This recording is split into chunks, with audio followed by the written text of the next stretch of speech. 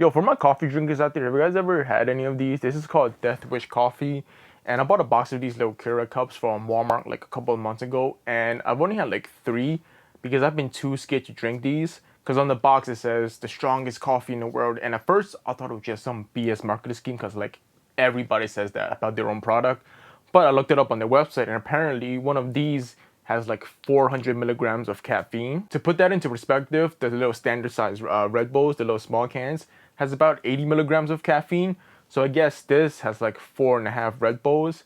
And every time I've drank these, I've only been like under dire conditions and I've never finished the whole cup because my caffeine addiction is already way messed up. I've only had half a cup at most and tossed the rest away. But yeah, if you want to get fucked up, just give these a try.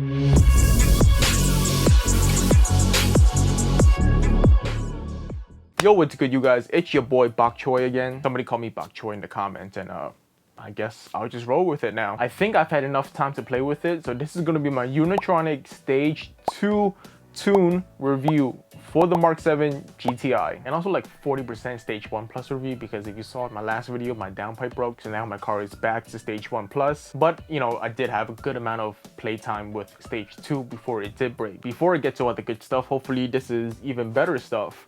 Because on the installation video, the Unitronic install video of all the gracious likes of the smash button, Unitronic was kind enough to send me one of these to give away to you guys. It's a whole turbo inlet elbow pipe thing. I'll run this giveaway from now whenever, you know, I post this video to like right before Christmas.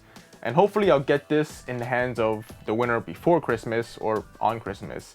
If not, then Happy New Year's present. To enter, it's real simple. Just drop a comment with your Instagram handle and I'll contact the winner through Instagram. And I guess you can subscribe and like the smash button. I mean, you don't have to. Something else I wanted to point out for those of you that may not know is that Unitronic did sponsor me for this tune, but it wasn't like 100% free or anything. It was only discounted, and I still had to pay what I would consider a pretty healthy amount. And they didn't like send me a script or like some anything that I have to say or anything that I can't say, nor are they gonna like approve this video or anything. All the opinions and everything else is still on me. I'm also gonna break down this review into 3 parts. It's gonna be the performance, the DSG, and then the overrun crackle file, aka the And these are going to be the timestamps if you want to skip to any of them. And these are all the other mods and parts I have in my car for those of you that may want to know for reference. Transition. I don't think there's much I can say in terms of performance. And that's kind of weird, right? Because that's like the whole premise of a tune in this video.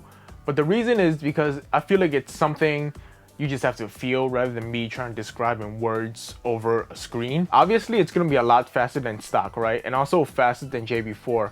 And I'm talking about JB4 in terms of the on-the-shelf tunes, the map 1 and 2, not the maps, not people that go on like map 6 and like fine-tune everything. So I would suggest for you to get a better feel and understanding of the tune is just to find a friend that has a car tune or go to a car meet and just go for a ride along. I would say that's a way better, you know, overall grasp of the feel of the performance of the tune than just me describing it through words over a screen to you guys. I will say this though, that the power delivery or the power band curve, whatever, is a lot smoother than when I had my JB4 and even when I was stock. What I mean by that is that when I had my JB4, like I knew when the turbo would kick in because I was waiting for that like kick when I stepped on it. But with the Unitronic tune, it's a lot less kickier, if that makes sense.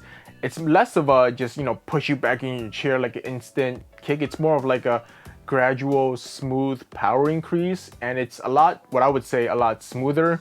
Like you're driving, you step on it, and all of a sudden you're like waiting for that hard kick, but it's more like a subtle kick, and then like all of a sudden you look down like, how am I already going 100 miles per hour? That's the best way I can describe it in words. But like I said, I would suggest that you go to a car meet, find a friend with a tune, and just ask for ride-alongs for a better feel and understanding of it. In terms of gas, I wouldn't really say the tune affected it in a negative or positive way. I would say it's more or less about the same. When I had Stage 2 and I would pop all the time and drive in the city, then my gas mileage would really suffer.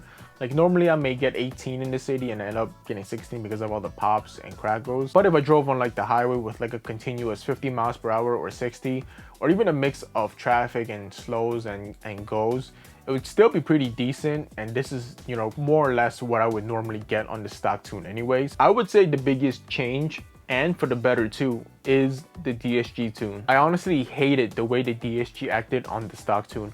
One of my biggest gripes with it is that it shifted way too early in the normal mode, but then when you put into sport mode, it would shift way too late. And then most of the time I would just end up driving it in manual mode. In normal mode, it would always shift like at or right before 2000 RPM. So for example, I would be like driving up a hill, right? And I'd be in like 3rd gear. And all of a sudden when it reached 2000 RPM, it would just shift to 4th gear. And then all of a sudden I have no power to go up a hill. So it sounds like the answer to all my complaints is to just get a manual.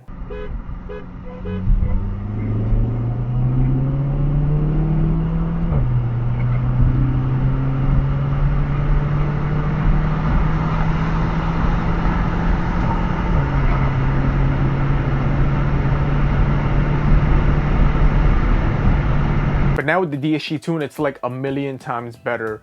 Now it kind of acts like the way that I would drive in manual mode. So rather than shifting at like 2000 RPM, it mainly shifts between 2500 and 3000 RPM, which is where I would normally shift anyways, or at least I would want it to shift when I'm driving normally, just, you know, being a normal, decent person and not just sending it all the time. With the DSG tune, I feel that the computer knows and reacts a lot faster than a stock DSG tune would in terms of giving you power or knowing when to downshift and give you the power when you want it. One last thing about the DSG tune is that I feel like with the tune, it's a lot less lag and a lot less jerkier, if that makes sense. For those of you that with the DSG, I feel like you guys know what I'm talking about. Now finally, the real reason people go stage 2 is for the crackle overrun file. For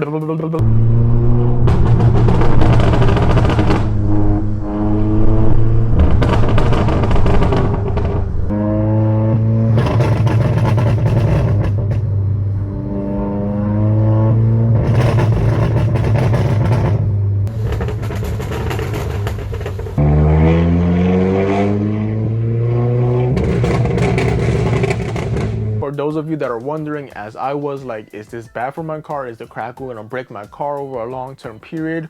Or what could potentially happen? I emailed Unitronic and I was like, yo, is my shit gonna break if I do this too much? And this is what they said, and I quote, over a long-term period, the crackle overrun can potentially be harmful for the turbocharger or catalytic converter, since the combustion is happening in the exhaust rather than in the cylinders. However, our in-house development vehicles, as well as many other clients, have been running this feature for multiple years without any reported issues. So there you go. It sounds like it should be aight. And when he said it might potentially be harmful for the catalytic converter, joke's on him, I don't have one. Unlike with other tuning companies, with the Unitronic crackle tune, there's no turning it on or off. So it'll always stay on, always pop, even at normal mode, eco mode, sport mode, or whatever other mode you have in your car. I found that you get the loudest and the most pops if you let off between 3000 and 4000 RPM. And also, it may just be me and my setup with my catalyst downpipe and my muffler delete, that even when I'm normally driving, it'll still pop at like 2000 RPM. And those aren't as continuous, aren't as much pops, but they're still pretty loud. If I'm trying to be a decent human being, I found that my car wouldn't pop, or at least it wouldn't be as loud if I let off at like 1000 RPM or lower. So I would just keep shifting up until the RPMs drop and then let off. Then it wouldn't be as, you know, neck turning wise loud.